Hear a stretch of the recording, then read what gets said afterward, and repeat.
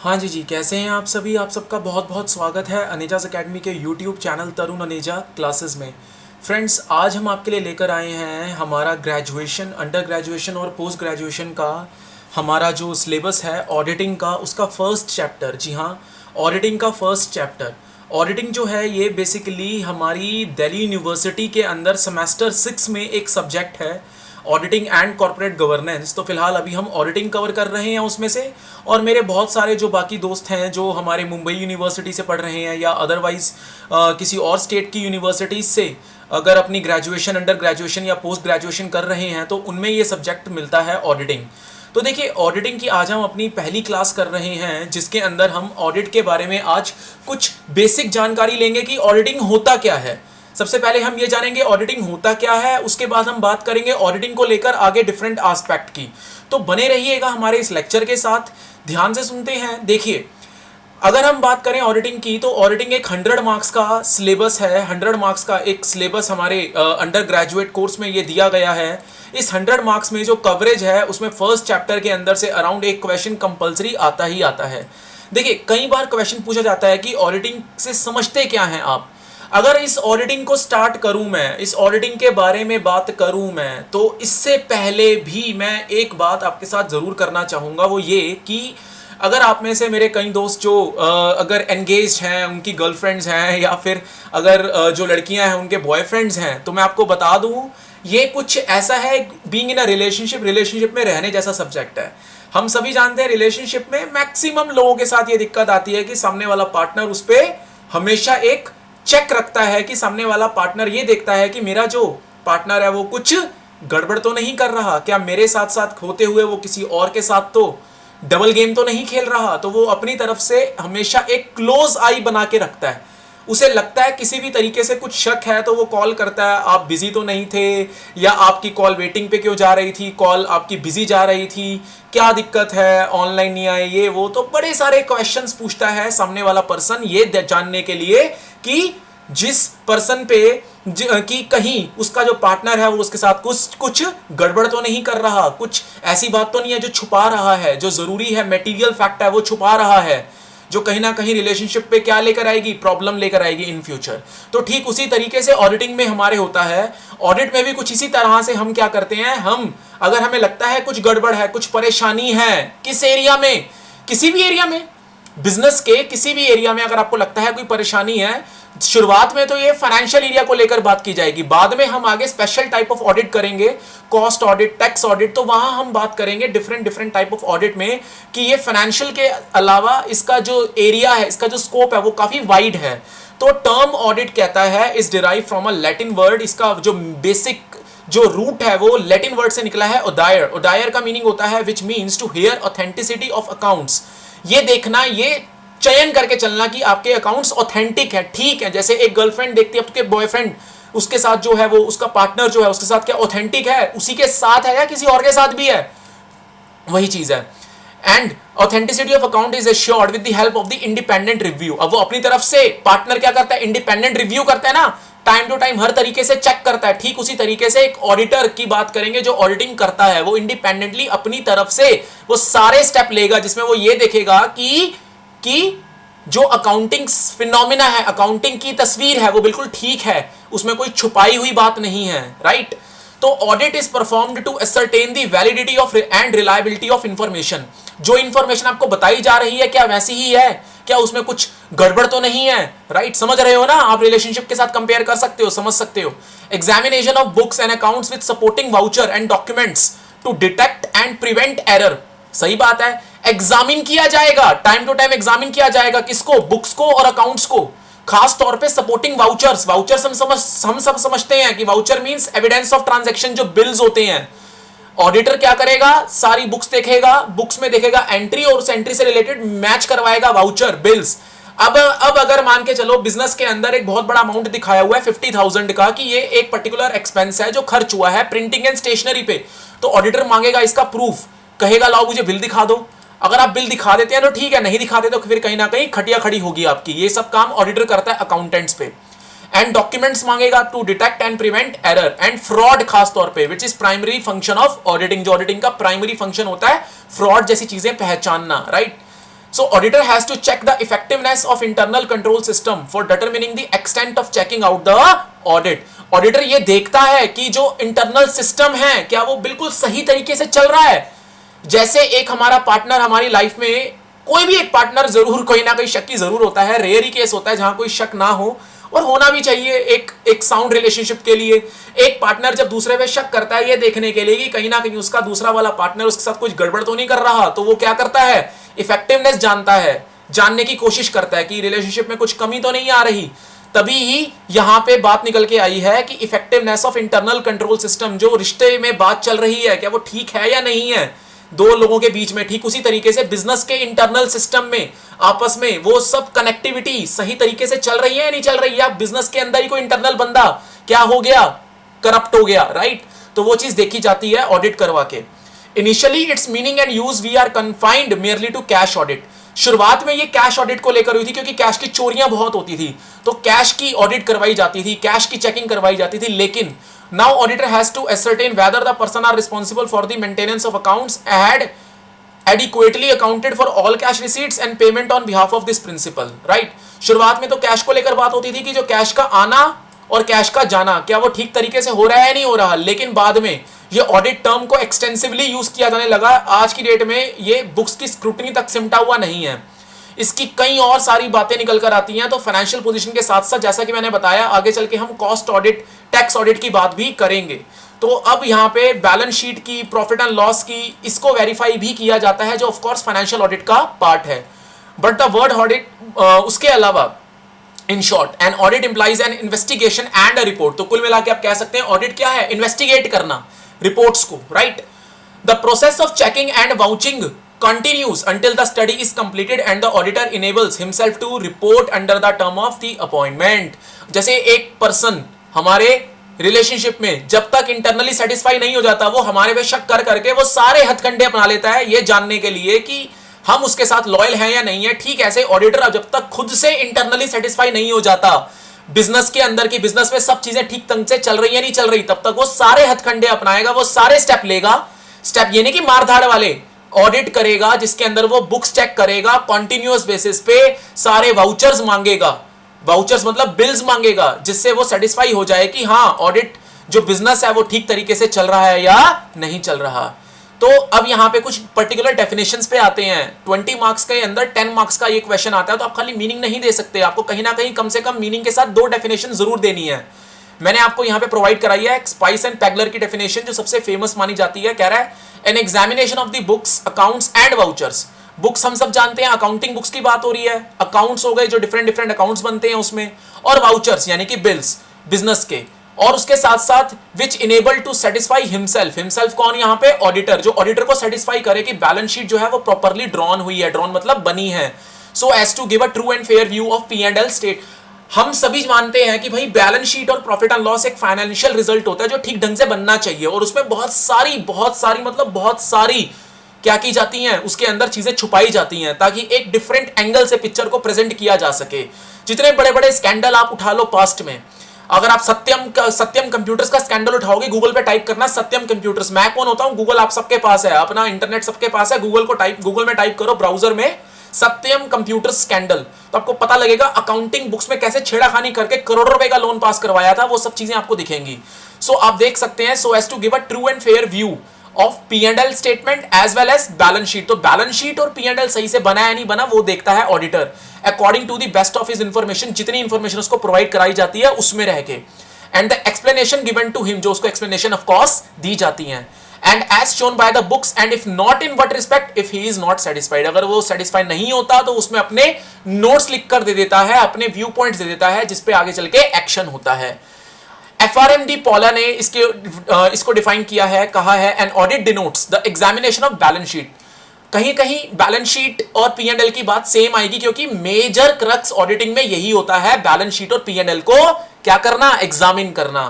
And P&L accounts prepared by others कौन, accountant, together with the books of account and vouchers और books को लेकर जब हम बैलेंस शीट और P&L स्टेटमेंट को चेक करते हैं, in a manner that the auditor may be able to satisfy himself, कि उसको जो ऑडिटर को इंफॉर्मेशन दी गई है वो ऑनेस्टली सही है, ऑनेस्ट होकर वो उस पर रिपोर्ट बनाए, अपने ओपिनियन दे उस बैलेंस शीट पे, जो उसको प्रोवाइड कराई गई है so as to exhibit a true and correct view of the state of affair, ताकि वो ये जान पाए कि जो बैलेंस शीट और P&L है वो सही रिजल्ट्स प्रोवाइड करा रहा है या नहीं करा रहा।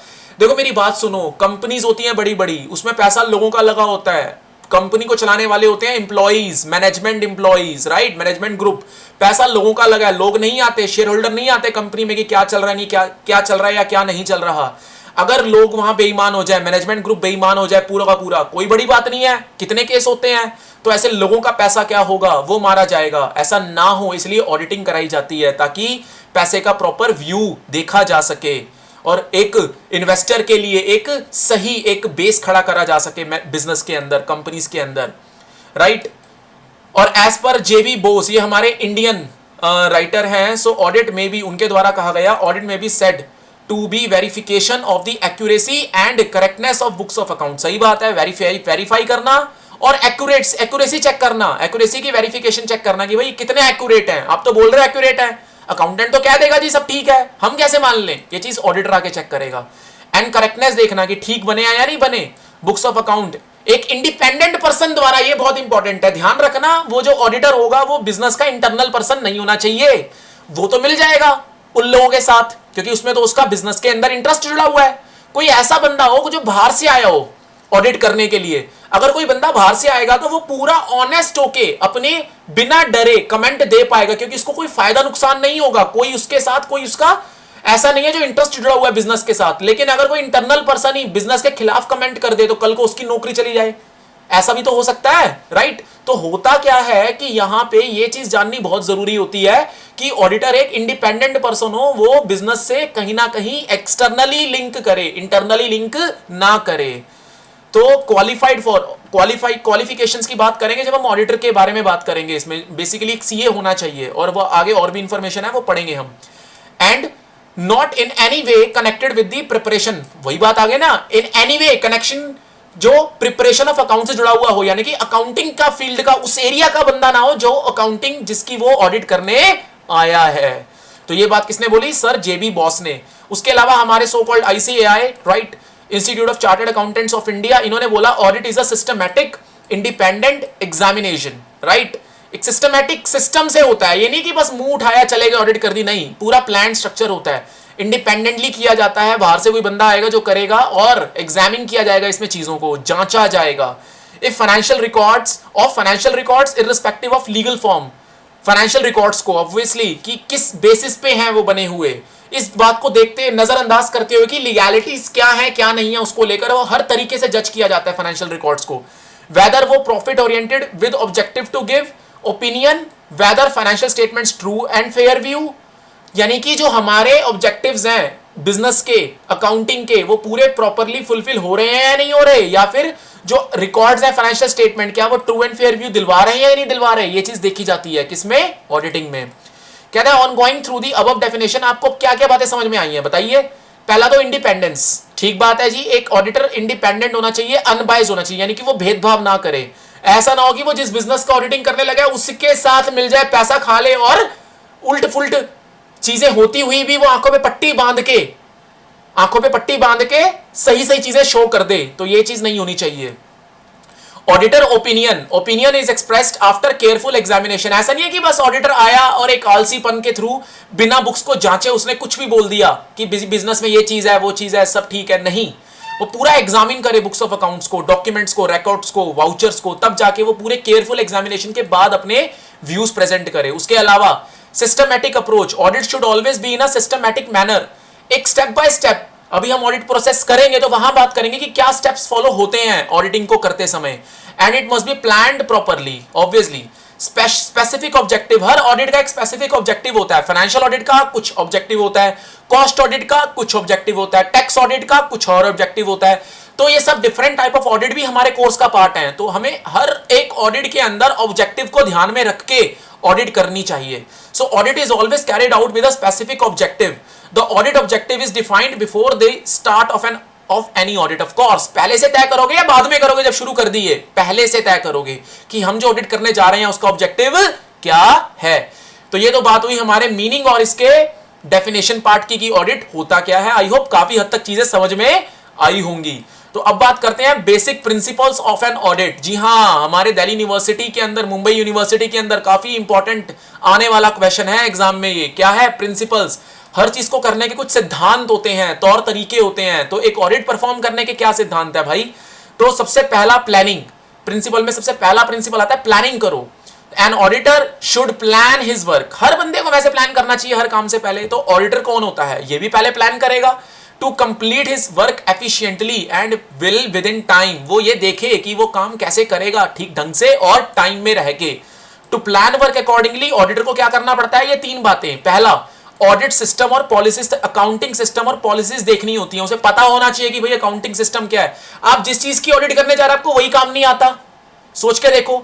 अकाउंटिंग पहले आपको खुद को आनी चाहिए। आप उस चीज की चेकिंग करने जा रहे हैं, आपको इंटरनल सिस्टम के बारे में पता होना चाहिए कि भैया इंटरनल सिस्टम क्या है। आप जिस लोगों के ऊपर डंडा चलाने जा रहे हो वो लोगों के बारे में आपको पता होना चाहिए, जानकारी होनी चाहिए कि वहां का इंटरनल हायरार्की क्या है, सिस्टम क्या है, काम कैसे होता है। And determination of audit procedure. Audit में प्रोसीजर कि भैया पहले कौन सा स्टेप लोगे, बाद में कौन सा, फिर कौन सा। वहां जाके मूर्ख नहीं बनना, समझ रहे हो? आप वहां पे डंडा चलाने जा रहे हैं एज एन ऑडिटर, वहां पे कंट्रोल करने जा रहे हैं। तो आपको पता होना चाहिए पहले कौन सा, बाद में कौन सा स्टेप लेंगे, एंड उसी हिसाब से कोऑर्डिनेट करेंगे अपना काम आप। तो पहला तो हो गया प्लानिंग करेंगे। दूसरा हो गया ऑनेस्टी, ईमानदार होना बहुत जरूरी है। आमतौर पे मैक्सिमम केसेस में यही होता है कि ऑडिटर को पैसा खिला दिया जाता है। अबे धीरे बोलना है मुझे, ये बात ये सच है। बड़े बड़े जितने भी घोटाले हुए हैं ना, नीरव मोदी घोटाला, हमारा सत्यम घोटाला, जितना ये हमारा किंगफिशर का ये जो घोटाला हुआ था, किंगफिशर एयरलाइंस का, समझ रहे हैं? ये जितने भी घोटाले हुए हैं हमारे, इन बड़े बड़े घोटालों में ऑडिटर तो गया होगा बट उसे पैसा खिला दिया जाता है या कहीं ना कहीं उसे बहुत प्रॉब्लम में डाल दिया जाता है। ऑडिटर को ऑनेस्ट होना चाहिए अपने काम को लेके। अगर वो ऑनेस्ट है तो आधे से ज्यादा घोटाले तो वैसे ही नहीं होते। So an auditor must have impartial attitude and should be free from any interest. उसका कोई इंटरेस्ट नहीं होना चाहिए ऑर्गेनाइजेशन में। समझ रहे हो ना मेरे इंटरेस्ट से मतलब क्या है? He should be honest and sincere. बिल्कुल ऑनेस्ट होना चाहिए, सिंसियर होना चाहिए अपने काम को लेकर to his work, and he should do his work without any biasness, बिना भेदभाव के, एंड प्रीजुडियस, यानी कि एक तरफा होके काम ना करे और बायसनेस, भेदभाव ना करे। सीक्रेसी बहुत जरूरी है। आप किसी की इंटरनल अफेयर में जा रहे हैं, उसके बारे में जानने के लिए पूरी बात कंट्रोल, आपको सब पता लगने वाला है। अगर ऑडिटर वो इंटरनल बात किसी और को पहुंचा दे जो उसका कॉम्पिटिटर है, तो लोग ऑडिटर पे भी विश्वास करना छोड़ देंगे। एक ऑडिट का काम एक सीक्रेसी बेस्ड काम होता है। जैसे एक डॉक्टर के पास एक पेशेंट जाता है, डॉक्टर उस पेशेंट का इलाज करता है, उस पेशेंट को कितनी से कितनी बुरी बीमारी है, कैसी से कैसी बीमारी है, डॉक्टर उसकी इंफॉर्मेशन किसी को देगा नहीं। एक मेडिकल प्रैक्टिशनर के लिए ये बहुत इंपॉर्टेंट होता है। जब उसे शपथ दिलवाई जाती है उसे ये कहा जाता है कि ये आप कोई इंफॉर्मेशन लीक नहीं करेंगे। ठीक इसी तरह एक ऑडिटर को भी कहा जाता है कि आप सीक्रेसी मेंटेन करके चलेंगे। So an auditor should keep confidential all the information acquired by him during his audit, and he shouldn't share the information with anyone without the permission of the client, and that too the information can be shared with the client's permission only when it is bound to be so, bound to do so। ये भी तब करेगा client की information share जब खुद client बोल दे, समझ रहे हो? अदरवाइज नहीं कर सकता। उसके अलावा audit evidence, an auditor should adhere to सब। देखिए ऑडिट के लिए आप कोई भी बात जब अपनी रखते हैं, अपना ओपिनियन बिठाते हैं किसी भी ऑर्गेनाइजेशन को लेकर, विद प्रॉपर एविडेंस बिठाते हैं। हर बात के लिए जो भी आप कमेंट अपना लिखेंगे ऑडिट रिपोर्ट में, उसके लिए आपके पास प्रॉपर एविडेंस होना चाहिए, यानी कि आपके पास वाउचर होने चाहिए। आपने पूरा प्रॉपर अकाउंटिंग सिस्टम को देखा हो, उसका आंकलन किया हो, उसकी जजमेंट की हो, उसकी आपने वेरिफिकेशन की हो, उसके बेसिस पे आप अपना एविडेंस देंगे, समझ रहे हो? So an auditor should adhere to substantive and compliance procedure for collecting audit evidences before conducting an audit। वो सारे compliances जितनी भी substantive information है वो सारी information पहले से collect करके चले as an evidence, वरना कल को कोई आप पे उंगली उठा देगा। आप ये बात बोल रहे हो, क्या प्रूफ है आपके पास? भाई ऑडिटर के पास क्या प्रूफ है? आपकी गर्लफ्रेंड ने आपके ऊपर उंगली उठा दी, सबसे पहले आप क्या बोलोगे? भाई तेरे पास प्रूफ क्या है? तेरे पास प्रूफ क्या? मैं उससे बात कर रहा था। होगा नहीं होगा, ये वही चीज होती है। ऑडिटर जब किसी पर्टिकुलर बात पे उंगली उठाता है तो पहले ऑडिटर से पूछा जाता है कि आपके पास कोई प्रूफ है इस चीज का? तो आपके पास एविडेंस होने चाहिए। Through substantive procedure an auditor may collect evidences regarding accuracy, completeness and validity of date. जिस डेट पे आपने बोला कि ये एंट्री हुई, कितने एक्यूरेसी थी उसमें, क्या वो कंप्लीट इंफॉर्मेशन थी? लोग लाख रुपया खर्च करते हैं, अकाउंटेंट शो करते हैं 80,000, 20,000 रुपया जेब में डाल दिया। या ऐसे करो कि भैया 80,000 रुपया खर्च करते हैं, लाख रुपया शो कर देते हैं, 20,000 रुपया जेब में डाल दिया। माफी चाहता हूं, उल्टा बोल गया था। आपने 80,000 रुपया खर्च किया एक अकाउंटेंट होने के तौर पे, राइट, और आपने 1 लाख रुपया दिखा दिया, 20,000 रुपया आपने डाल दिया जेब में। भाई कहने को तो अकाउंट्स की बुक में पता लग रहा है 1 लाख रुपया खर्च हुआ है। ऐसे करके सोचो कितनी चोरी कर सकते हो। महीने में 2 बारी भी अगर आपने ये कर्म कांड कर दिया तो 40,000 रुपये जेब में आ गए। खरे के खरे होते हैं ऐसे केसेस बड़ी बड़ी संस्थाओं में। तो ये ऑडिटर का काम है कि वो चेक करके चले ऐसा ना हो। एंड थ्रू कंप्लायंस प्रोसीजर, हर तरीके से वो कंप्लायंस फॉलो करे, रूल्स फॉलो करे, उसके बाद जाके वो प्रॉपर एविडेंसेस कलेक्ट करके तब जाके अपनी रिपोर्ट तैयार करे। ही में collect evidences regarding internal control system as used in the clients organisation. Client के पास जाकर ऑर्गेनाइजेशन वो सारी एविडेंसेस ले सकता है जिससे वो अपने आप को सेटिस्फाई करे। इंटरनल कंट्रोल सिस्टम, ये एक बड़ी इंपॉर्टेंट रिस्पॉन्सिबिलिटी होती है कि जो हमारा ऑडिटर है वो इंटरनल कंट्रोल सिस्टम के बेसिस पे क्या करे, ये डिटरमिन करके चले कि जो ऑडिट है उसका प्रोसीजर है वो अप्लाई जो कर रहा है विद इन टाइम फ्रेमवर्क में वो कैसे करना है। पता लगे सामने वाले क्लाइंट का जो टाइम फ्रेमवर्क है, इंटरनल कंट्रोल सिस्टम है, वो 10 से 5 की ड्यूटी है। अब आप आ ही रहे हो 6 बजे, तो आपको मिला कि आपके क्लाइंट का ऑफिस तो बंद मिला आपको। अब एक बात बताओ, वहां जाके क्या करोगे? दरवाजा बंद पे सर मारोगे अपना एज एन ऑडिटर? भाई आपको इंटरनल कंट्रोल सिस्टम आपके क्लाइंट का पता होना चाहिए। हाँ, उसके बाद आप चले गए 4 बजे चले गए विद इन टाइम में, बाद में आपने उनको 6 बजे तक रोका, वो कोई बात नहीं, वो कर सकते हो अपने काम को लेकर आप। लेकिन 5 बजे के बाद, वर्किंग आवर्स के बाद आप पहुंच रहे हो लेट और कंपनी आपको बंद मिले, फिर नहीं होगा ऐसा, फिर आपकी सुनवाई नहीं है। So it is the primary responsibility of a company to keep adequate internal control system in his organization. साथ ही on the basis of such internal control system auditor can determine the nature, timing and audit procedure. पहले तो internal control system का follow किया जाए, किसके द्वारा? Client के द्वारा, और उसके बेसिस पे हमारा ऑडिटर अपनी ऑडिट की नेचर, टाइमिंग जो मैंने आपको एग्जांपल दिया और ऑडिट प्रोसीजर को अप्लाई करेगा। उसके अलावा स्किल एंड कॉम्पिटेंसेस। अब देखो ऑडिटर कौन होना चाहिए? कोई भी ऐरा गैरा नत्थु गैरा बंदा ऑडिट करने चला जा सकता है? बताओ 12वीं पास को भेज दे वहां पे, बुरा मत मानना। क्या ये चीज पॉसिबल है? बिल्कुल पॉसिबल नहीं है। तो ऑडिट करने वाले को proper experience, well experienced, well groom बंदा होना चाहिए जिसको नॉलेज हो काम की। Audit should be done by trained, experienced and competent person. वो हर चीज का जवाब देने वाला बंदा, उसके पास हर बात का जवाब हो। वहां एक से एक चोर चक्कों से बात होगी जो अकाउंटिंग में गड़बड़ करेंगे, वो आपकी बात को मोड़ देंगे, आपकी बात को गलत साबित कर देंगे। आपके पास जवाब होने चाहिए, समझ रहे हो? And audit staff should be updated with all development in accounting, auditing and legal rules. Audit के अंदर आपको कल को अकाउंटिंग सॉफ्टवेयर क्लाइंट के जाके चेक करने पड़ते होंगे, तो आपको हर अकाउंटिंग सॉफ्टवेयर, टैली, ईआरपी 9.0, 8.1, बीजी, ये सारे अकाउंटिंग सॉफ्टवेयर आपको इनकी नॉलेज होनी चाहिए। और रेगुलेशंस जो टाइम टू टाइम सरकार बदलाव में लाती रहती है। उसके अलावा वर्क डन बाय अदर्स। देखो ऑडिटर को आप बिल्कुल, ऑडिटर की बिल्कुल परमिशन है कि वो जो भी काम बाकी लोग उसे करके देते हैं वो उस पर रिलाई करे, वो उस पर विश्वास कर सकता है। अब अगर ऑडिटर गया और ऑडिटर ने कोई इंफॉर्मेशन मांगी, आपने उसको इंफॉर्मेशन दी, ऑडिटर मान के चलेगा कि आप उसे सही इंफॉर्मेशन दे रहे हो। ऑडिटर बाल की खाल उखेड़ने नहीं बैठा आगे चल के हम इस पे बात करेंगे।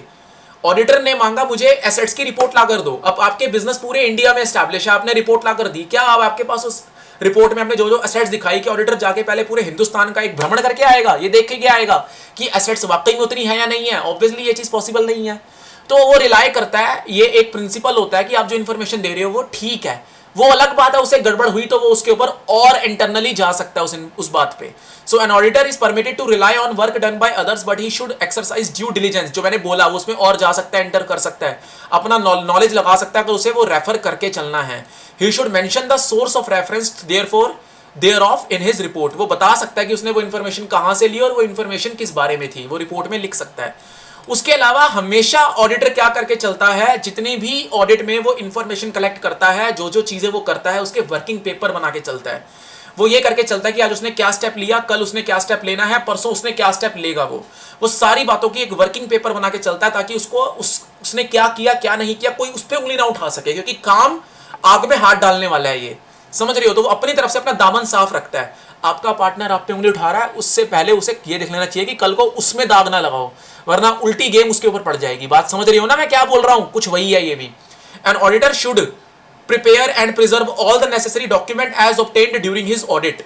These document can be used by him as an audit evidence, जो हमने ऊपर भी बात करी, इसी को नाम देते हैं वर्किंग पेपर्स। उसके अलावा लीगल फ्रेमवर्क। लीगल फ्रेमवर्क मतलब जितना भी लीगल दायरा है उसमें रह के वो काम करे। सो इससे वो सेफ गार्ड कर पाएगा अपने आप को। कोई भी लीगल रूल अगर वो खुद ही तोड़ेगा तो वो क्या ऑडिट करेगा, एक बात बताओ? So all business activity should be run adhering the rule of legal rules and regulations stipulated in the legal framework. This is to safeguard the interest and rights of the interested party. And उसके अलावा audit report, जब वो सारी काम कर लेगा तो वो एक रिपोर्ट बनाता है जिसमें वो अपने ओपिनियन देता है। उसका काम होता है सारी चीजों को देख के ओपिनियन देना। वो ओपिनियन में अगर लिख दे कि हाँ यहाँ गड़बड़ है तो बड़ी दिक्कत हो जाएगी कंपनी के लिए, ये ध्यान रखना। So on the basis of review and assessment of audit evidences, जो उसने एविडेंसेस असेस्ट करे, राइट, जिसपे उसने अपनी जांच करी, auditor should express his opinion regarding financial statement of an organisation. अरे यार, इस रिपोर्ट को लेकर तो मुझे आज एक बात याद आ गई। मेरे कई फ्रेंड्स हैं जो ऑडिट करने जाते हैं, तो ऑडिटर को यहां तक कि अगर कोई इंटरनली दिक्कत नहीं मिलती तो वो यहां तक भी बोल देता है कि हमें खाना अच्छा नहीं मिला कंपनी में। जब हम ऑडिट करने आए तो हमें खाना ठंडा मिला, हमें यहां पे टॉयलेट की सीट टूटी हुई मिली, हमें यहां पे प्रॉपर सैनिटाइजेशन नहीं मिला या साफ सफाई नहीं मिली। चलो वो काफी हद तक ठीक है, बट खाना अच्छा नहीं मिला। खैर जो भी हो सकता है, तो छोटी छोटी बात पे वो अपनी रिपोर्ट में ओपिनियन डाल सकता है। आगे उस पर कार्रवाई हो ना हो, ऑडिटर की रिस्पॉन्सिबिलिटी नहीं है, ऑडिटर अपना ओपिनियन दे सकता है अपनी रिपोर्ट में। तो यहां पे वो 3 बातें करता है ओपिनियन को लेकर। पहला, financial statement are prepared using acceptable accounting principle, इस पे दे सकता है ओपिनियन की प्रिंसिपल फॉलो हो रहे हैं या नहीं हो रहे। या फिर financial statement comply all relevant statutory requirement, statutory मतलब लॉ के द्वारा सारी रिक्वायरमेंट पूरी हो रही है या नहीं हो रही। तीसरा, all material matter are disclosed and proper presentation of financial statements are done subject to statutory requirement। material मतलब यहां पे क्या है, important। सारी इंपॉर्टेंट बातें जो आपकी ऑडिटिंग में होनी चाहिए वो सारी की सारी फुलफिल हो रही हैं या नहीं हो रही, उसको भी वो देखकर चलता है। उसके अलावा अब बात करते हैं हमारी टेक्निक्स ऑफ एन ऑडिट की। प्रिंसिपल के बाद टेक्निक हमारा इंपॉर्टेंट टॉपिक है। मैं बिल्कुल सिलेबस के हिसाब से चलूंगा आप लोगों के। तो हमारे मीनिंग डेफिनेशन के बाद प्रिंसिपल्स आते हैं, जिसके हमने बात करी है। अब हम बात करेंगे टेक्निक्स की। इससे ज्यादा बिल्कुल सही तरीके से सिलेबस आपको वीडियो वाइज, लेक्चर वाइज कहीं और नहीं मिल सकता सिवाय तरुण अनेजा क्लासेस पे। तरुण अनेजा क्लासेस को सब्सक्राइब करके चलिए। अगर आपको मेरी वीडियो पसंद आती है जरूर लाइक कीजिए और अपने दोस्तों तक इसे जरूर शेयर कीजिए ताकि वो भी इसका फायदा उठा सके। तो आइए बात करते हैं टेक्निक्स को लेकर। तो देखिए, ऑडिट करने से पहले आप कुछ टेक्निक्स फॉलो करके चलते हैं। क्या क्या टेक्निक्स फॉलो करके चलते हैं, स्टेप बाय स्टेप देखते हैं। सबसे पहला, वाउचिंग। हमने ऊपर बात की थी, वाउचिंग मतलब वाउचर यानी कि बिल्स। आप बिल्स का यूज कर सकते हैं ऑडिट करने के लिए, है कि नहीं। So when the auditor verify accounting transaction की ट्रांजैक्शन ठीक है या नहीं है भाई, तो वो क्या करेगा, एविडेंस के लिए वाउचिंग लेकर आएगा, वाउचिंग की हेल्प लेगा। So through vouching auditor verify करेगा authority and authenticity of records, कि ये बंदे के पास पावर थी ये ट्रांजैक्शन करने की, क्योंकि वाउचिंग में बिल में साइन होंगे। किसी बंदे ने पेमेंट करी, उसने अपना साइन किया होगा कि भैया मेरे थ्रू हुई है ये पेमेंट, तो ये देखेगा कि इस बंदे के पास ये अथॉरिटी थी। दूसरा, कि वो ट्रांजैक्शन सही मायने में हुई है या नहीं हुई। बहुत चीजें तो अभी मैंने एग्जांपल दिया ना आपको। कैशियर क्या करता है, लाख रुपया खर्च करता है, सॉरी 80,000 रुपया खर्च करता है, लाख रुपया दिखा देता है बुक्स में। ऐसे कितने एग्जांपल हैं, समझ रहे हो। 20-20 हजार रुपए कल्टी जेब में, चलो ऐसी दिक्कतें बहुत होती हैं। ये दिक्कतें ना हो, ये वाउचिंग के थ्रू जज की जाती हैं। Technique number 1। Technique number 2, confirmation. Confirmation क्या होती है कि अगर आपने कोई भी ऑडिटर को बात बोली, आपके पास ऑडिटर आया आपकी कंपनी में, आप एक अकाउंटेंट है, आप एक मैनेजर है, आपने बोली ये चीज है, तो ऑडिटर उसे कंफर्म करने के लिए स्टेप ले सकता है। ऑडिटर कंफर्म करने के लिए क्या स्टेप लेगा, आपने बोला मेरे ये डेटर है, हमने उनसे पैसा लेना है, ऑडिटर डेटर को कॉल कर लेगा, हाँ भाई क्या इन्होंने पैसा लेना है आपसे, तो वो पूरी प्रॉपर कंफर्मेशन ले सकता है। ये ऐसे हो गया जैसे आपके पार्टनर ने आप पे शक किया कि भैया किससे बात कर रहे थे, आपने बोला अपने दोस्त से, और आपने क्या कर रखा था, अपने दोस्त की बातचीत अपनी गर्लफ्रेंड से करा रखी थी, और आपकी गर्लफ्रेंड ने आपके दोस्त को ही कॉल कर ली, वहीं के वहीं स्पीकर पे, डाल स्पीकर पे कॉल कर कि अब वो पूछेगी बहाने बहाने से, हाँ भाई क्या ये आपसे बात कर रहा था, कहाँ था, एक्चुअली मेरे को ना उससे बात करनी है। वो कहेगा नहीं भाई वो मेरे साथ तो नहीं था, गड़बड़ हो गई, पकड़े गए। कहीं ने तो सेटिंग कर रखी होती है दोस्तों के साथ भी, खैर छोड़ो उसको, वापस आ जाओ। मैं जो ये बात कर रहा हूँ ये कुछ चीज़ें ऐसी हैं जो आपकी आम जिंदगी से उठा के, मेरा करने का मकसद यही है आपको ऑडिटिंग आपके खून में उतारना, ताकि आप 100 में से 100 नंबर तो नहीं, कम से कम 95 या 90 नंबर तो ला सके। काफ़ी स्कोरिंग सब्जेक्ट है, फाइनल ईयर है, 6 सेमेस्टर है, अच्छे नंबर ले आओगे, जिंदगी बन जाएगी, ढंग से पढ़ लो, समझ रहे हो। सो कन्फर्मेशन में क्या होगा, it is a technique used by an auditor to validate the correctness of the transaction. ये देखना कि क्या ऑडिटर ने जो इन्फॉर्मेशन, ऑडिटर को जो इन्फॉर्मेशन पहुंचाई गई, क्या वो वैलिडेट करेगा वो करेक्ट है भी या नहीं है। For example, an auditor obtained written statement directly from debtor to confirm the debtor balance as appeared in the book of client। यहाँ तो वो रिटर्न में मांग लेगा या कॉल कर लेगा। दूसरी तीसरी चीज रिकंसिलिएशन। रिकंसिलिएशन मतलब मैच करना, इसमें क्या करता है ऑडिटर को अगर लगता है कुछ गड़बड़ हुई है, डिफरेंसेस हुए हैं, भाई आपने शो किया कि 1 लाख रुपया खर्च हुआ है, आपके वाउचर्स में 80,000 रुपये की ट्रांजेक्शन आ रही है, 20,000 रुपये का अंतर आ गया, ऑडिटर की दिमाग की बत्ती चल गई, यार यहाँ तो कुछ गड़बड़ हो रही है। तो ऑडिटर वो गड़बड़ जानने की कोशिश करेगा पूरी कि भैया ये मैचअप क्यों नहीं हो पा रहा, ट्रांजेक्शन बोला लाख रुपए खर्च हुए, दिख 80,000 रुपये रहे हैं, तो वो उसे रिकनसाइल करेगा, जोड़ेगा डिफरेंसेस की कहाँ अंतर आया, तभी तो चोर पकड़ा जाएगा। For example, to know the difference in the bank book of client and the bank balance as appeared in the bank statement of passbook. याद है ना, हमने किया था बैंक रिकंसिलिएशन स्टेटमेंट BRS, ये ऑडिटर सबसे ज्यादा मेंटेन करता है, समझ रहे हो। 11th क्लास में याद आया BRS, जो समझ नहीं आता था, ऐड करना लेस करना फिर भी गलती कराते थे। खैर कोई बात नहीं, मेरी वीडियो देखना 11th क्लास की BRS की, सब समझ आ जाएगा। खैर आगे देखते हैं।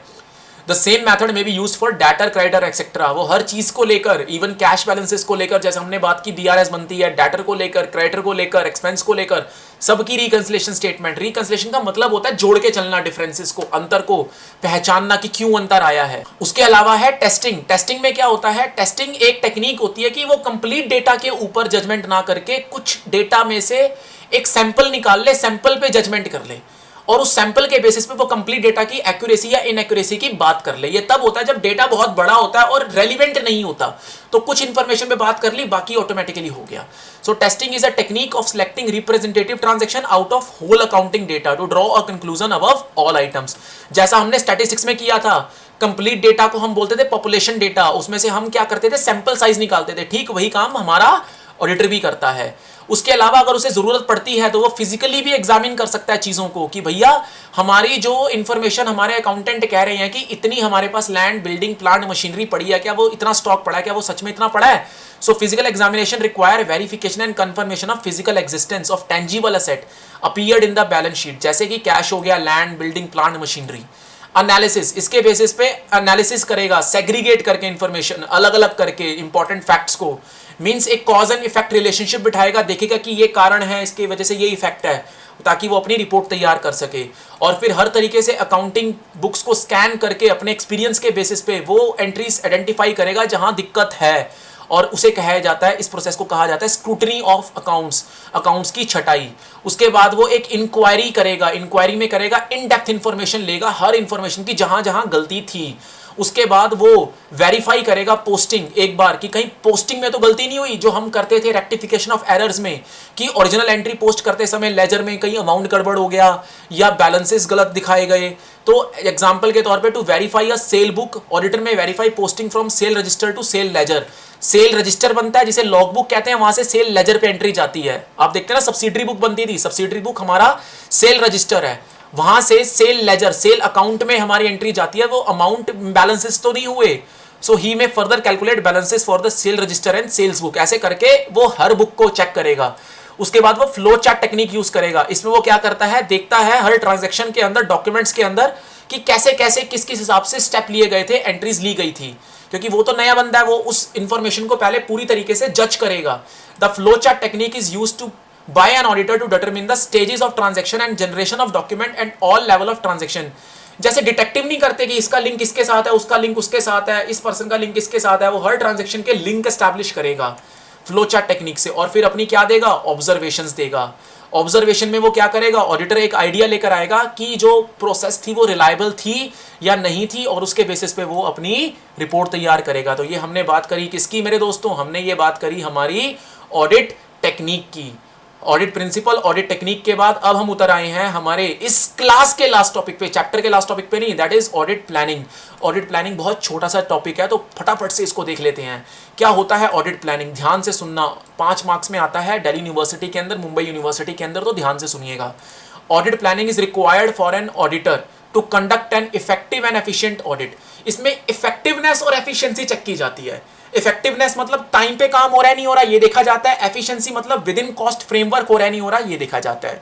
तो इसमें वो 3 चीजें देखता है। तो टाइम बजट, जैसा मैंने बोला, इफेक्टिवनेस जिसे कहते हैं, रिक्रूटमेंट ऑफ ऑडिट स्टाफ, अगर उसे जरूरत है और बंदों की तो अपने साथ सपोर्ट लेके जाता है कुछ लोगों का। मेरे बहुत से फ्रेंड्स हैं जो अभी ऑडिटर के अंदर इंटर्नशिप कर रहे हैं, जो CS हैं, तो वो जाते हैं साथ साथ ऑडिट के लिए। And schedule about date of audit procedure, कि किस किस डेट पे किस किस टाइम पे क्या क्या ऑडिट होगी। इवन बड़े बड़े स्कूल्स में भी ऑडिट होती है, हर चीज को लेकर, कैंटीन की ऑडिट, अकाउंट्स की ऑडिट, लाइब्रेरी की ऑडिट, हर चीज की ऑडिट। तो वो स्केड्यूल तैयार किया जाता है। ऐसा नहीं है कि आप कभी भी कुछ भी करते हैं, नहीं, प्लान के हिसाब से चलते हैं। Base of audit planning, base क्या होता है? ये कुछ 4 बातों में बेस होता है। पहला, complete accounting knowledge of client business, आपके पास कंप्लीट नॉलेज होनी चाहिए, ये आपको बेस प्रोवाइड कराएगा ऑडिट करने के लिए। Reliability of internal control system, internal control system reliable होना चाहिए, ये आप देखते हैं इसके अंदर।